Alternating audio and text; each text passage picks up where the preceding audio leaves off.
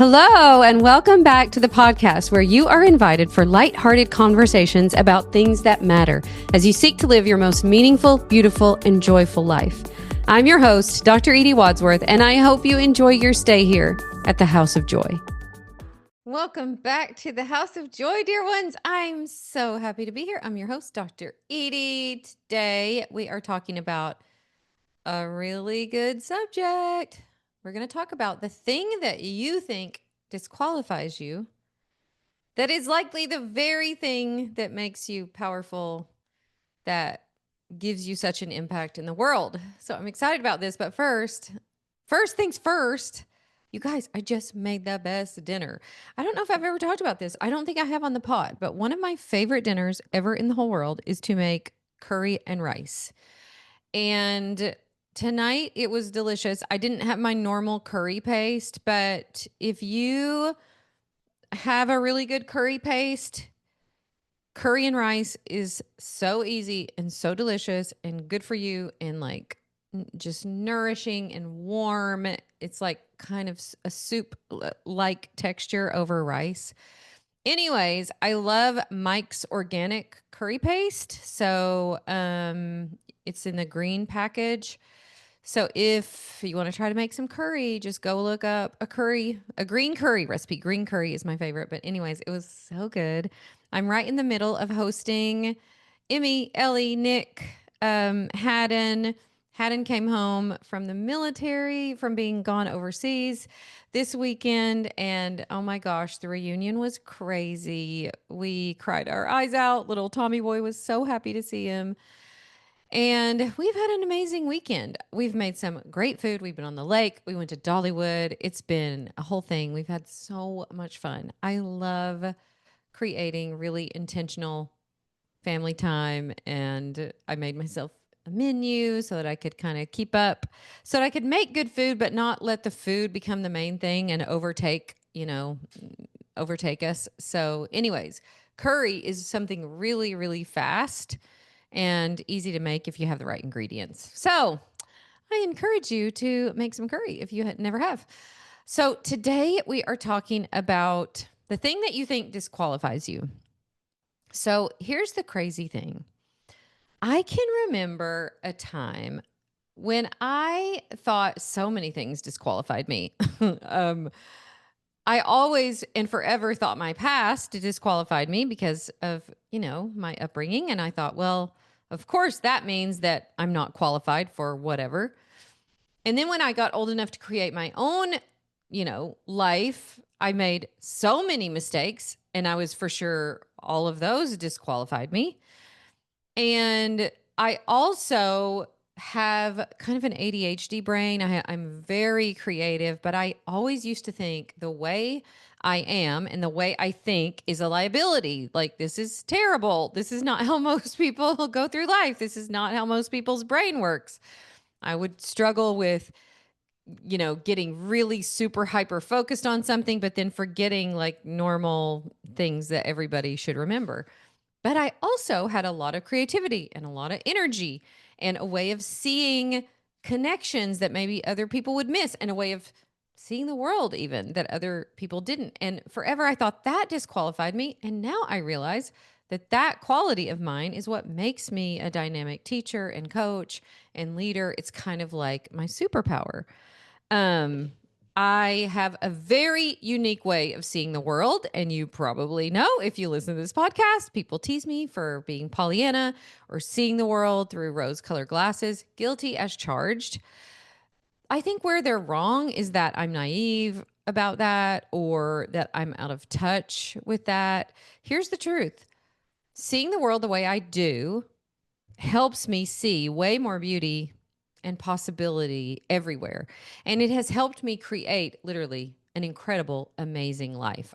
I feel like I have such a unique ability to spot God's fingerprints everywhere.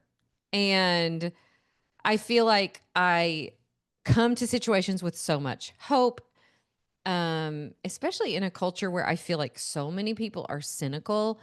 I am so very thankful now that I'm older and can appreciate it. I'm so very thankful for the way I see the world. I think it's different. Actually, we were at Dollywood and I saw this sign. We were all looking at this sign and it said, "The truth about you is that you are magic and love and light. You shine so bright. You make this big, beautiful world a little more wonderful. Do me a favor. Never stop shining your light. Love you madly." So we saw this. It was like a thing that you could buy, that had this quote on it. And my girls were both like, "Oh my gosh, that reminds me of you." And I'm like, "Thank you." Like, I'm grateful that I've cultivated a mindset of seeing the world in a certain way. But some people could look at that as a liability.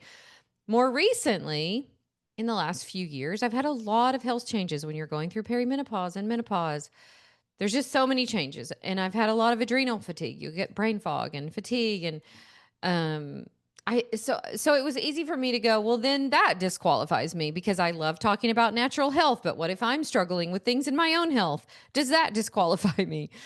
And I have just come to learn that the things that we think disqualify us from whatever we're doing are actually the things that qualify us.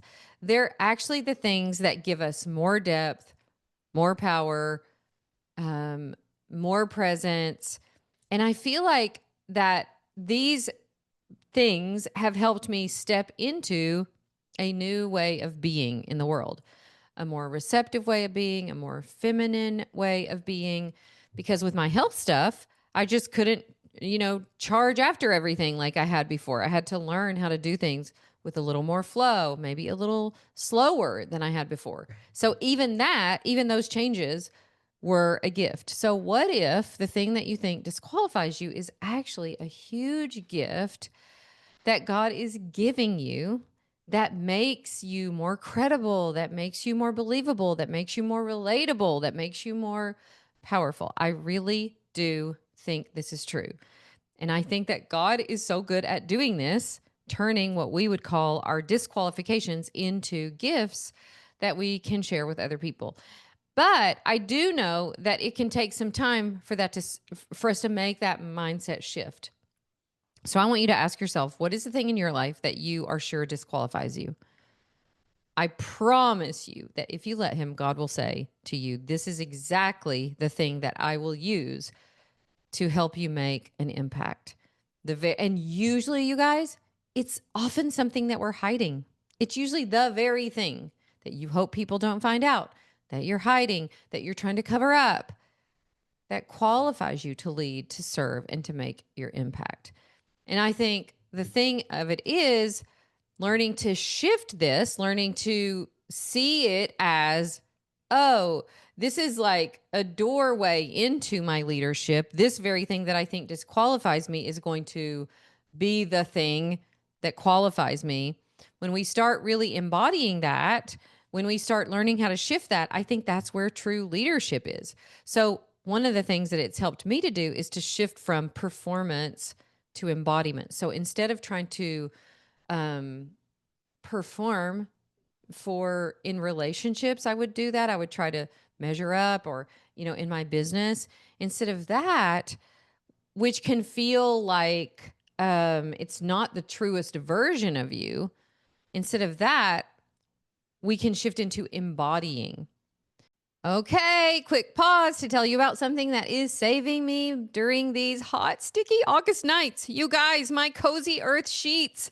I've been out of town, and when I got back, I could not wait to crawl in them. I am telling you, I climb into bed and audibly sigh because that's how good they are.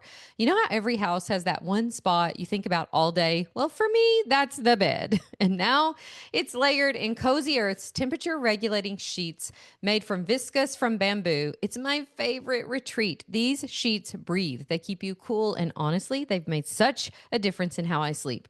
I used to wake up tossing and turning in the summer heat, but now I feel like I actually rest. Emmy loved them so much, she even put them on her wedding registry. If you've been on the fence, you must try them. They offer a 100-night sleep trial and a 10-year warranty, which you'll probably never need, because once you try these, you won't sleep on anything else. Go to CozyEarth.com and use my code HOJ for 40% off. Again, that's CozyEarth.com, code HOJ for 40% off the best sleep of your life. Instead of thinking we have to polish ourselves, hide our flaws, perform our way into worthiness, what if real leadership comes when you own where you are? You own the struggles that you're having. You own even the thing that you think disqualifies you. And you just let your life speak and you learn how to live as your true self. You embody the lessons that you're learning. So instead of pretending like I didn't have a different way that my brain worked, I just leaned into it more. I just was like, how can this now become like my superpower? How can my past be the very thing that helps people trust me, that helps people believe in themselves because they go, oh, if she could do this from that past, maybe I can too. What if it's the thing that actually makes me more trustworthy? So that's an important shift. I think the second shift that can be really powerful here is going from consumption to creation. So a lot of times when we are letting things in our life disqualify us, we keep saying to ourselves, well, I just have to keep learning more. I just have to take one more course. I have to read one more book. I'm not qualified. I have to keep going. Now, listen, I love learning more than anybody else.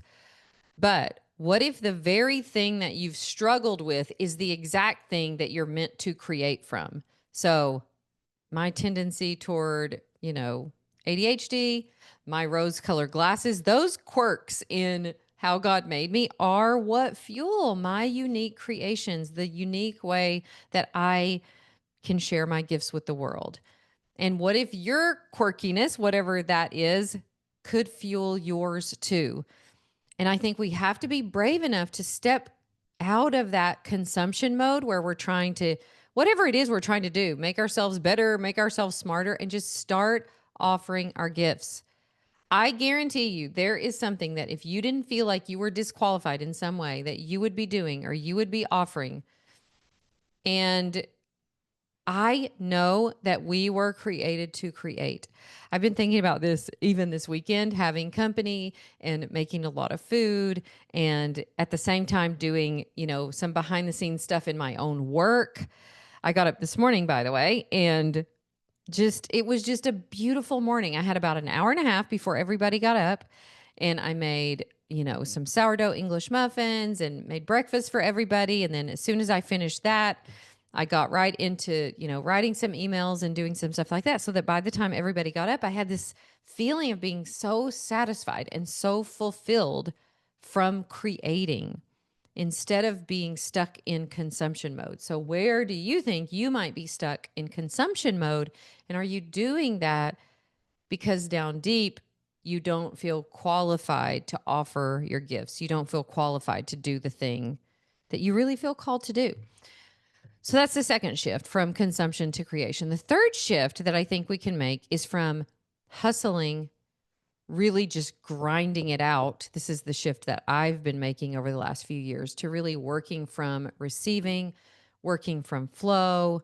And if anything, what I've experienced in my health shifts, it has taught me that leadership is not about pushing harder, but it's about really being in alignment with what I'm called to do.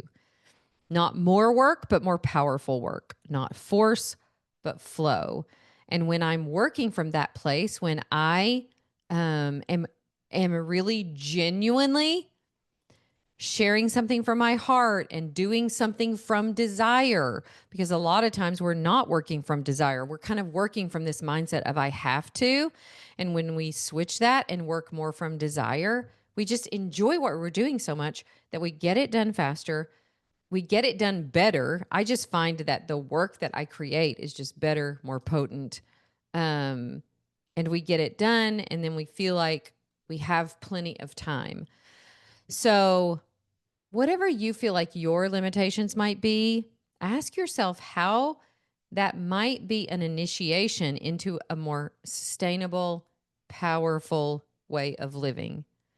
So if I look at my life now compared to like 10 years ago, I feel like I'm much more productive, but spending less time doing it, having still a lot more time to rest and recover and enjoy my life than I ever have, but still enjoying that satisfaction that I get from creating and putting my work in the world and putting my gifts out there and serving people. So, where are you holding yourself back because you think something in your life disqualifies you? And how can you shift out of that so that you can really make the impact you were created to make, so that you can do the work that you are called to do in the world? I think we all can lean into this a little more. I think about the quote from Brene Brown when she talks about unused creativity. And she says, unused creativity is not benign. It metastasizes. It turns into grief, rage, sorrow, shame. And that heaviness that we feel sometimes, especially at this age of life, when there's so much in us that's not expressed, we're holding ourselves back because we don't feel like we're qualified in some way. It's so heavy. It weighs us down. It takes our energy. And if we can just decide, look, I am put here for a short amount of time to make the most amount of impact that I can make in this crazy world that we live in, we stop holding ourselves back and really start creating, using up that creativity we've been given, fully expressing ourselves in the ways that we can do that, in a way that we can serve other people or make the impact we're called to make. I think it gives us energy. I think instead of zapping our energy and weighing us down, it frees us up and gives us energy. So let me ask you what it would look like for you to step into that. What would it look like if you weren't afraid of what other people would say or what other people would think? What would you create today? What would you step into in your life that you've always wanted to, but you've been holding yourself back? I mean, that could be a really powerful question. I really do believe that as women in midlife, we have such a unique opportunity to really, all of these years that we've been moms, that we've, developed all of this wisdom, that we have so much in us that wants to be expressed, that wants to be expanded upon, that wants to be poured out on other people. What if we stopped holding ourselves back? I think it is such a magical time of life, you guys. I mean, you can blame it on my, rose-colored glasses mindset, but I think it's such a powerful time in life, such a powerful time to step into whatever might be next for you. I also wanted to let you know that you still have time for this bundle that I've been talking about. This is the only time that I've ever done anything like this. We are doing a bundle right now where you get a behind the scenes experience with me. So if this is something that interests you and you want to see, like, what does it look like for somebody behind the scenes to create this kind of life? We're doing a behind the scenes experience and a ticket to my Next Level Life Summit, which is this Wednesday. So August 20th, this week. It's going to be incredible if you're kind of thinking, what is my next level of leadership? Of maybe you feel called to coaching or ministry or just whatever your next level might be. I think this will be really inspiring to you.